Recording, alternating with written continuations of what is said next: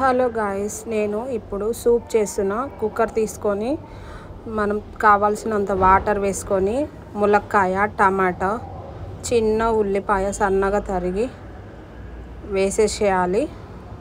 Carrot ముక్కలు కూడా కొన్ని వేసేసి కుక్కర్లో పెసరపప్పు 2-3 సార్లు కడిగి చిన్న గిన్నెతో కొంచెం వేసుకున్నా అండి.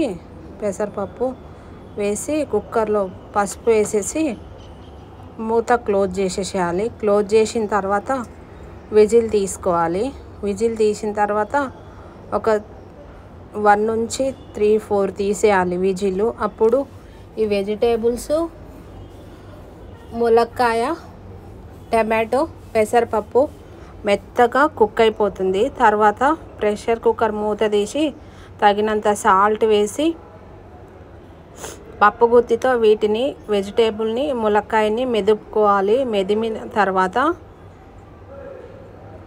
చక్కగా మెత్తగా మ్యాష్గా తిప్పుకున్న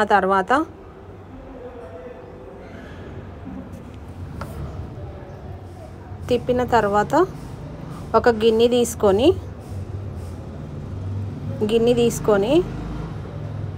జల్లెడ పెట్టి మనం మెత్తగా రుబ్బుకున్నాం కదా, దాన్ని గ్రేవీని దీంట్లో వడగట్టుకోవాలన్నమాట.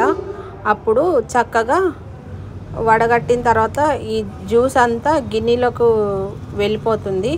అప్పుడు పైనంతా ములక్కాయ తొక్కలు ఉంటాయి. అప్పుడు 2-3 గ్లాసులు తీసుకొని ఇలా మనం గోరువెచ్చగా ఇది చేసుకొని వింటర్ సీజన్లో మార్నింగ్ సూప్ తాగామంటే హెల్త్కి చాలా మంచిది.